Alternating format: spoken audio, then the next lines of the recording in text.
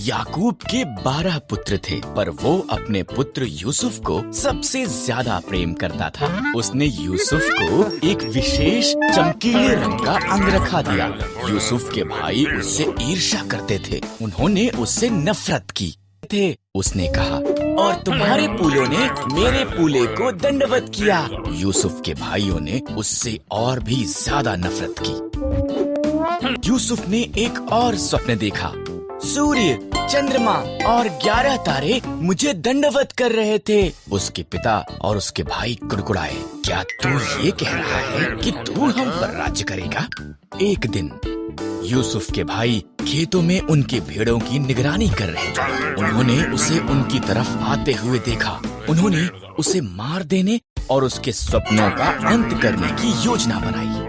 हमारे भाई को मार देना गलत होगा, रूबेन ने कहा। आओ हम उसे खाली गड्ढे में डाल देते हैं। इसलिए उन्होंने यूसुफ का विशेष अंगरखा फाड़ दिया और उसे गड्ढे में फेंक दिया। इश्माइली व्यापारी मिस्र की तरफ उनके मार्ग से गुजरे। आओ हम यूसुफ को इश्माइलियों के गुलाम के रूप में बेच देते हैं, यहूदा ने सुझाव दिया। इसलिए भाइयों ने यूसुफ को चांदी के 20 सिक्कों के लिए बेच दिया। भाइयों ने यूसुफ के अंगरखे को बकरे के लहू में डुबोया और इसे याकूब को दिखाया। मेरा पुत्र मर गया है। वो रोया। इसी दौरान यूसुफ को मिस्र में ले जाया गया, लेकिन परमेश्वर यूसुफ के साथ था। मिस्र में इश्माइलियों ने यूसुफ को पोतीपर के पास बेच दिया, जो फिरौन का हाकिम था। परमेश्वर ने यूसुफ को आशीष दी और उसे सफल बनाया। पोतीपर ने यूसुफ को अपने पूरे घराने का अधिकारी बना दिया। अच्छी सेवा की। पोतीपर की पत्नी ने चाहा कि यूसुफ परमेश्वर के विरुद्ध पाप करे। यूसुफ ने इनकार कर दिया, इसलिए उसने उसके बारे में झूठ बोला। पोतीपर ने अपनी पत्नी पर विश्वास किया और यूसुफ को जेल में डाल दिया गया। जेल में यूसुफ फिरौन के 2 हाकिमों से मिला। इन दोनों ने स्वप्न देखे और परमेश्वर ने यूसुफ को उनके अर्थ दिखाए। यूसुफ की व्याख्या सच्ची हुई। पिलाने हार को आजादी मिली, पर पकाने हार को फांसी दी गई। 2 साल बाद फिरौन ने व्याकुल कर देने वाले 2 स्वप्न देखे। पिलाने हार को जो यूसुफ ने उसके लिए किया था याद आया और फिरौन को बताया। इस तरह फिरौन ने यूसुफ को बुलाया और उसे अपने स्वप्न बताए।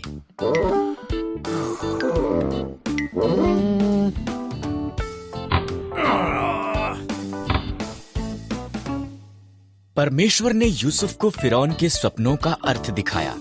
7 साल तक भरपूर फसल होगी, यूसुफ ने कहा। इसलिए भोजन को जमा कर लें, क्योंकि इसके बाद 7 साल का अकाल होगा।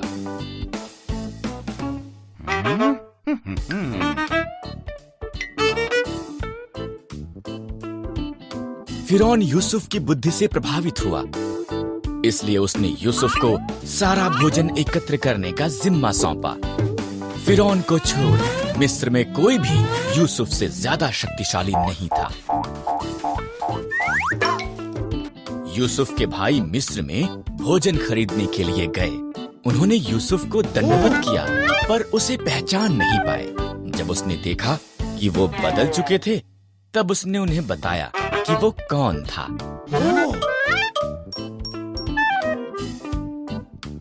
भाई भयभीत हो गए थे। तुम लोगों ने मेरे लिए बुराई का विचार किया, यूसुफ ने कहा, परंतु परमेश्वर ने उसे भलाई के लिए प्रयोग किया। हमारे पूरे परिवार को मिस्र में ले आओ, हमारे पास खाने के लिए भरपूर होगा। मिस्र इजरायलियों से भरा हुआ था। नया फिरौन डरता था कि इजरायली बेहद शक्तिशाली बन जाएंगे, इसलिए उसने उन्हें गुलाम बनाकर उनसे बेहद बुरा बर्ताव किया। फिरौन ने आदेश दिया कि सभी इजरायली लड़के मार दिए जाएं। एक स्त्री ने अपने लड़के को टोकरी में रखा और उसे नदी के किनारे छोड़ दिया। उसकी बहन उसे देखती रही। फिरौन की बेटी नदी के किनारे नहा रही थी। उसे बच्चा मिल गया और उसने उसे रखने का निर्णय लिया।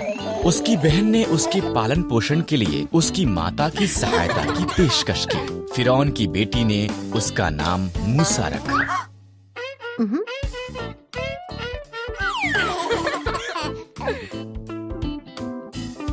मूसा बड़ा हुआ। एक दिन उसने देखा कि एक मिस्री इजरायली को मार रहा है। मूसा ने मिस्री को मार दिया और मिद्यान को भाग गया और 40 साल तक एक चरवाहा होकर रहा। मूसा होरब पर्वत पर अपनी भेड़ों की निगरानी कर रहा था।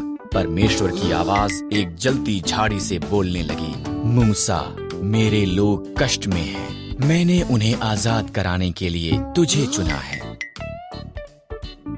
मैं नहीं कर सकता, मूसा ने जवाब दिया। मैं तुम्हारी सहायता करूंगा, परमेश्वर ने वादा किया। अपनी लाठी नीचे फेंक। मूसा ने किया। वो लाठी एक सांप में बदल गई। जब उसने इसे उठाया, वो पुनः एक लाठी बन गई। ना हाथ ढांप ले, परमेश्वर ने कहा। मूसा ने ऐसा ही किया। उसने देखा ये रोग से भर गया था। जब उसने दोबारा किया, वो चंगा हो गया था। ये जाकर फिरौन को दिखा। परमेश्वर ने कहा, मैं एक अच्छा वक्ता नहीं हूँ। मूसा ने कहा, मैं तुझे शब्द दूंगा। परमेश्वर ने कहा, तुम्हारा भाई हारून सहायता कर सकता है। इस तरह मूसा इजरायलियों को आजाद करने के लिए फिरौन को बताने के लिए गया। मूसा और हारून ने फिरौन से कहा, इजरायलियों का परमेश्वर कहता है कि तुम उसके लोगों को जाने दो, नहीं तो बुरी बातें तुम्हारे साथ होंगी। पर फिरौन ने उनकी नहीं सुनी। इसलिए परमेश्वर ने मिस्र में पानी को लहू में बदल दिया। कोई भी इसे पी न सका। तब उसने मिस्रियों के घरों को मेंढकों से भर दिया। हर तरफ मेंढक थे, फिर भी फिरौन ने उनकी नहीं सुनी। इसलिए परमेश्वर ने मिस्र के आकाश को कुट्टियों से भर दिया। वो वहां धूल के समान भर गई। फिर उसने मिस्र के देश को डांसों से भर दिया। फिर भी फिरौन ने उनकी नहीं सुनी। इसलिए परमेश्वर ने मिस्र के जानवरों को मार दिया। घोड़े, गधे, ऊंट, भेड़ें और बकरियां सब मर गए। फिर उसने मिस्री लोगों को फोड़े से पीड़ित किया। फिर भी फिरौन ने उनकी नहीं सुनी। परमेश्वर ने मिस्र की फसल का नाश करने के लिए ओलों की वर्षा भेजी। उनकी जौ और सन्न की फसल नष्ट हो गई। तब उसने बचे हुए फल को खाने के लिए टिड्डियां भेजी। फिर भी फिरौन ने उनकी नहीं सुनी। इसलिए परमेश्वर ने देश में अंधकार भेजा। फिर भी फिरौन ने उनकी नहीं सुनी। परमेश्वर ने कहा, मैं मिस्र में प्रत्येक पहिलौठों को मार दूंगा और सभी पशुओं के पहिलौठों को भी। मेरे लोग एक मेमने को मारें, उसे खाएं और उसके लहू को उनके द्वार की चौखट पर लगाएं। मैं लहू को देखूंगा और उनके घरों को छोड़ दूंगा। उनके बच्चे नहीं मरेंगे।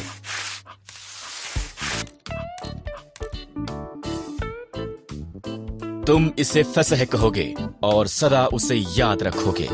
इजरायलियों ने परमेश्वर की आज्ञा मानी, पर मिस्रियों के पहिलौठे मर गए, यहाँ तक कि फिरौन का पुत्र भी। अंत में फिरौन ने सुनी और उसने इजरायलियों को जाने दिया। 10वीं विपत्ति में फिरौन के पुत्र के मरने के बाद उसने इजरायलियों को जाने दिया। वो लाल समंदर के पास थे जब फिरौन ने अपना मन बदला और उनका पीछा किया। जब इजरायलियों ने फिरौन के रथों को देखा, वो बहुत भयभीत हो गए।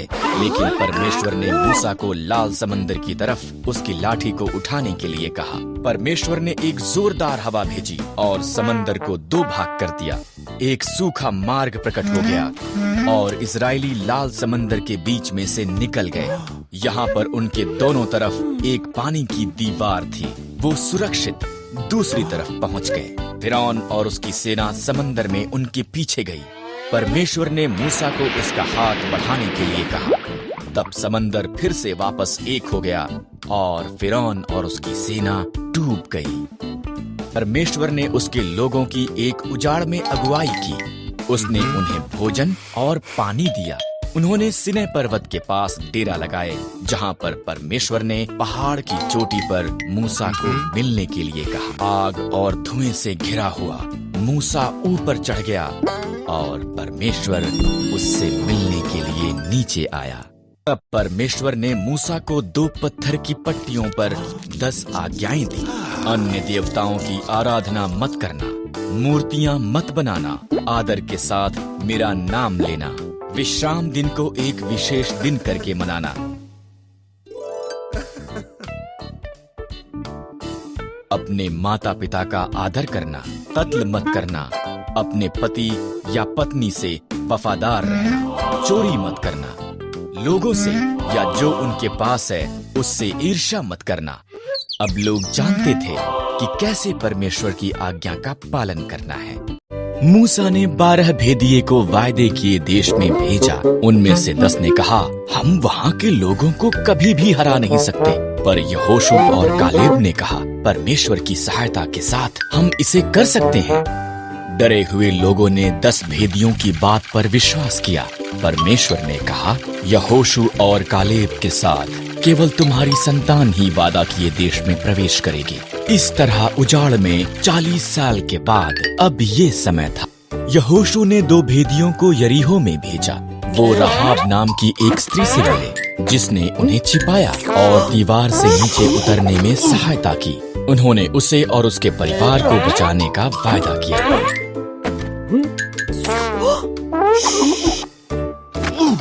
इजरायलियों ने यरदन नदी पार की। पहले याजक वाचा का संदूक उठाए आगे गए। जब उनके पांव ने नदी को स्पर्श किया, तब उसने बहना बंद कर दिया। हर कोई सूखी भूमि से होकर निकल गया। आगे यरीहो था। परमेश्वर ने यहोशू से कहा, 6 दिन तक यरीहो के चारों तरफ दिन में 1 बार घूमना। तब 7वें दिन 7 बार चक्कर लगाना, नरसिंहों को फूंकना, जय जयकार करना। दीवार नीचे गिर जाएगी। यहोशू ने परमेश्वर पर भरोसा किया। जैसा प्रभु ने कहा उसने वैसा ही किया। दीवारें गिर गए। उन्होंने शहर को कब्जे में ले लिया। राहाब बच गई। परमेश्वर के लोगों ने वादा की हुई भूमि को कब्जे में लेना आरंभ किया। एक बार फिर परमेश्वर के लोगों ने उसकी आज्ञा उल्लंघना की। इस तरह परमेश्वर ने फलिश्तियों को 40 सालों तक उन पर राज्य करने दिया। तब उसने उन्हें आजाद कराने के लिए शिमशोन नाम के एक व्यक्ति को चुना। एक स्वर्गदूत ने शिमशोन की माता से वादा किया था कि वो पुत्र को जन्म देगी। शिमशोन को परमेश्वर के साथ 3 वादे करने होंगे। कभी भी मदिरा नहीं पीना, कभी भी मुर्दों को नहीं छूना, कभी भी अपने बालों को नहीं काटना।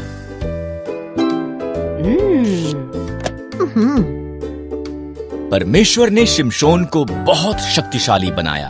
उसने एक सिंह को मार दिया और मधुमक्खियों ने उसकी लाश में शहद बनाया। शिमशोन ने परमेश्वर के साथ उसके वादों में से एक को तोड़ते हुए मरे हुए सिंह को छू लिया, यहाँ तक कि उसने शहद भी खाया। शिमशोन को दलीला नामक एक स्त्री से प्रेम हो गया। फलिश्तियों ने ये बात पता करने के लिए कि क्यों शिमशोन इतना ताकतवर था, उससे बहुत सा धन देने का वादा किया। उसने बार बार इसके बारे में उससे पूछा। अंत में शिमशोन ने दलीला को उसका रहस्य बता दिया। अगर मेरे बाल काट दिए जाएं, तो मेरी ताकत चली जाएगी। इसलिए जब वो सोया हुआ था, दलीला ने एक व्यक्ति को उसके बाल काटने के लिए बुलाया। शिमशोन की ताकत उसमें से चली गई। जब फलिश्ती आए, उन्होंने आसानी से उसे पकड़ लिया। उन्होंने उसे अंधा कर दिया। तब उन्होंने उसे जेल में डाल दिया और भारी चक्की पीसने का काम दिया। धीरे धीरे शिमशोन के बाल पुनः बढ़ गए। फलिश्ती उसे उनके झूठे देवता दागोन का उसे हराने में धन्यवाद करने के लिए उनके मंदिर में लाए। शिमशोन ने परमेश्वर से कहा कि एक अंतिम बार उसे ताकतवर बना दे। शिमशोन 2 खंभों के बीच खड़ा हुआ और उन्हें धक्का मारा। मंदिर गिर पड़ा। फलिश्तियों के साथ साथ शिमशोन भी उसमें मर गया। शिमशोन ने अपना वादा पूरा नहीं किया, पर परमेश्वर ने अपना वादा पूरा किया। इज़राइल में एक अकाल पड़ गया।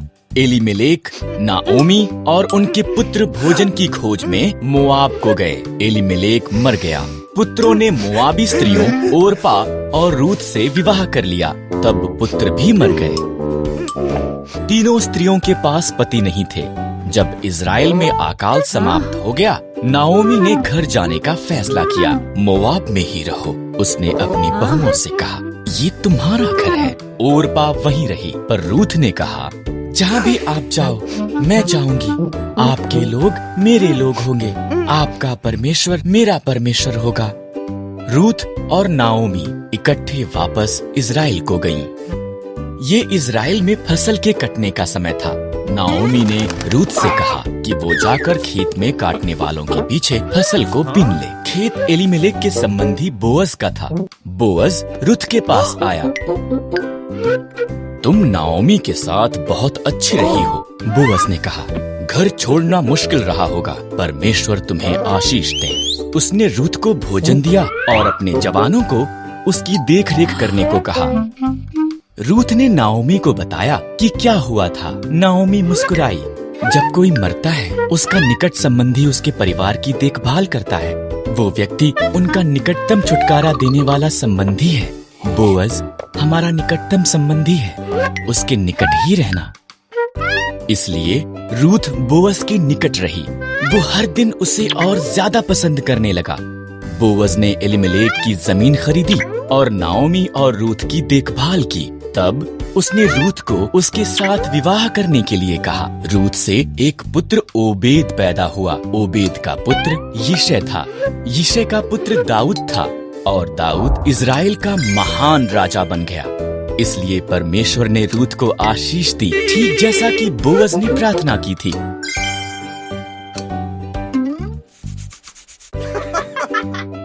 हन्ना उदास थी क्योंकि उसके कोई संतान नहीं थी। उसने प्रार्थना की और परमेश्वर ने उसे एक पुत्र शमूएल दिया। वो बहुत धन्यवादी थी, इसलिए उसने शमूएल को परमेश्वर की सेवा के लिए दे दिया। हन्ना ने उसका बेटा जो छोटा था को एली याजक के साथ तंबू में छोड़ दिया। शमूएल ने बूढ़े अंधे एली की सहायता की। वो तंबू में ही सोता था, जबकि एली साथ के कमरे में सोता था। एक रात शमूएल ने उसका नाम पुकारती एक आवाज को सुना। वो उठा और दौड़कर एली के पास गया। क्या आज्ञा है? उसने कहा। मैंने तुझे नहीं बुलाया। एली घुरघुराया। वापस अपने बिस्तर पर चला जा।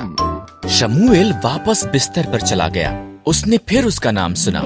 शमूएल दौड़कर एली के पास वापस गया। क्या आज्ञा है? उसने कहा। मैंने तुझे आवाज नहीं दी। एली नींद में बड़बड़ाया। वापस अपने बिस्तर पर चला जा। शमूएल के तीसरी बार आवाज सुनने के बाद एली ने कहा, ये प्रभु था, अगर वो दोबारा आवाज लगाता है।